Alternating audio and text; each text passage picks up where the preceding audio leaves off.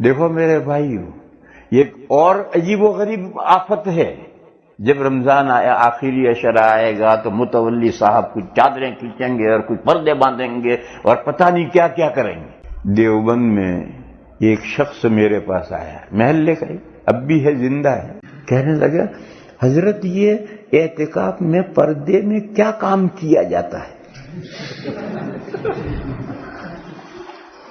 یہ اعتکاف میں جو پردے باندھتے ہیں تو اس پردے میں چھپ کر کیا کام کیا جاتا ہے؟ میں نے کہا سویا جاتا ہے۔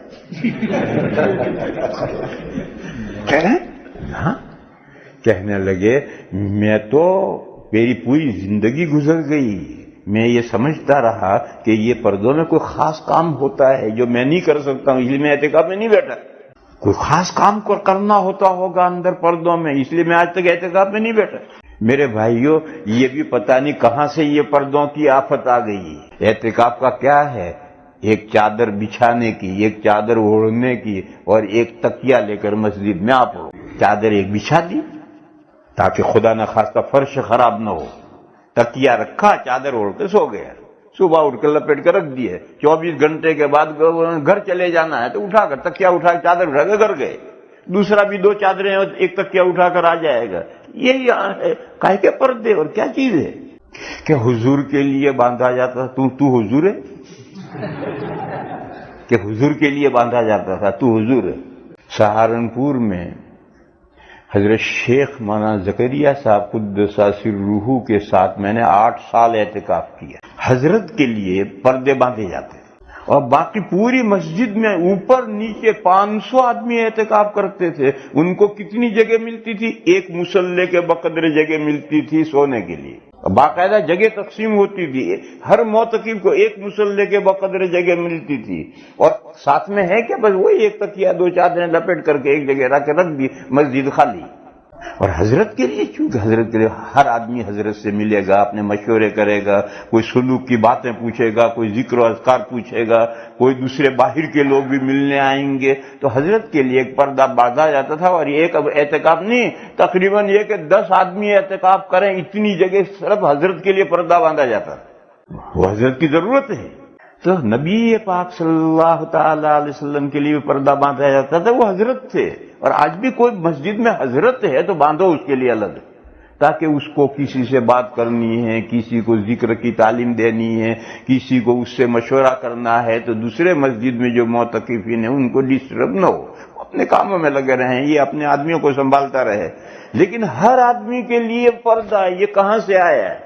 اور عجیب حال ہو جاتا ہے رمضان میں ہماری مسجدوں کا، باقاعدہ پردے لٹک رہے ہیں اور یوں جا رہا ہے اور یوں جا رہا ہے۔ اور بعض معتکفین تو ساری دنیا لے کر اعتکاف میں آتے ہیں، اور سب سے پہلے موبائل ضرور لائیں گے۔ لا حول ولا قوت الا باللہ۔ میرے بھائیو، اعتکاف کی روح ختم کر دیا۔ اعتکاف کی روح ہے اللہ کے در پہ پڑ جانا۔ اگر تمہارے پاس میں پورے 10 دن نہیں ہے، مت بیٹھو 10 دن کے لیے، 24 گھنٹے ہیں، ویکینڈ کے 2 دن 3 دن ہے، اتنے ہی آ کر بیٹھ جاؤ، تکیہ اور آ کر لے کے پڑ جاؤ۔ کھانے کو گھر کے آؤ، کوئی بیچ دے گا آ کر کھا لو۔ مسجدوں کی صورتحال یہ ہے، ہونی چاہیے کہ ہر رات نئے معتکفین آئیں اور ہر رات جن کو ضرورت ہے وہ بستر لپیٹ کر گھر چلے جائیں۔ اور رمضان کی ہر رات میں اعتکاف کرنے والوں کا مجمع بڑھنا چاہیے، مگر ہمارے یہاں یہ نہیں ہے۔ کیوں؟ ہم نے اس کو ایک رسم سمجھا ہے، عبادت ہم سمجھتے ہی نہیں ہیں۔ اگر ہم اس کو عبادت سمجھتے تو یہ صورتحال نہ ہوتی۔ تو ایک میں اصل یہ کہہ رہا تھا کہ ایک اعتکاف تو ہے واجب، وہ تو منظور اس کا نظر کا ہے، دوسرا اعتکاف سنت مؤکدہ، اور تیسرا نفل اعتکاف ہے۔ میرے بھائیو، اس نفل اعتکاف کی طرف توجہ رکھو۔ ایک بات، جب بھی مسجد میں قدم رکھو فوراً دل میں نیت نویت الاعتکاف، تاکہ آپ کا اعتکاف کا ثواب شروع ہو گئی۔ دوسرا، اس ماہ مبارک میں جو ہم نے طے کر دیا کہ آخری عشرے میں ہم اعتکاف میں بیٹھیں گے، یہ غلط ہے۔ آخری عشرے کا تو سنت مؤکدہ ہے، اس سنت مؤکدہ کے علاوہ ہم سنت اور نفل اعتکاف بھی، نفل نمازیں پڑھتے ہیں تو نفل اعتکاف کیوں نہیں کرتے؟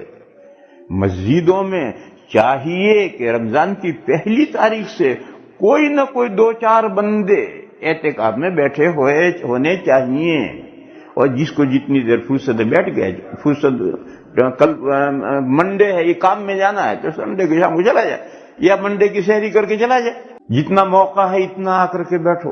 یہ سلسلہ اگر ہو تو ہماری مسجدیں رمضانوں میں کتنی آباد ہو جائیں۔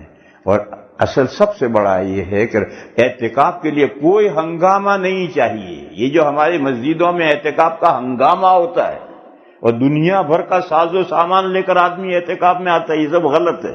اگر تجھے موبائل کرتے رہنے پھر گھر بیٹھ، اللہ کے گھر میں آنے کی کیا ضرورت ہے، گھر ہی بیٹھ۔ اور اگر اللہ کے دروازے پر پڑا ہے تو اپنا موبائل اپنے دروازے پر ڈال کر آ۔ اگر تو 10 دن نہیں بیٹھ سکتا، 5 دن بیٹھ، 2 دن بیٹھ، 1 دن بیٹھ، آدھا دن بیٹھ، لیکن بیٹھ تو ایسا اللہ کے دروازے پر پڑ جا کر کہ اسے دنیا اور مافیا کی خبر نہ ہو، وہ اللہ ہی کا ہو کر رہ جائے۔ جتنی دیر عبادت کر سکتا ہے عبادت کر، اور تھک جائے تو پڑھ کے سو جا، سونے میں کوئی حرج نہیں، وہ سونا بھی عبادت ہے، لیکن بیدار ہوا۔ اب بات نہیں ہے، اب اللہ کے دروازے پر پڑا ہے اور ایرے غیرے سے باتیں کر رہا ہے۔ ارے پھر دروازے پر اللہ کے پڑا ہے اور ایرے غیرے سے باتیں کر رہا ہے، یہ کیا بات ہے؟ اللہ کے دروازے پر پڑا ہے، اللہ سے باتیں کر، نفلیں پڑھ، تسبیح پڑھ، قرآن پڑھ، لگا رہے۔ تو یہ 3 سوال تھے، ان میں سے ایک سوال اعتکاف کا جو تھا اس کے تعلق سے جو چند باتیں سمجھ میں آئی میرے، وہ میں نے آپ حضرات کی خدمت میں عرض کی۔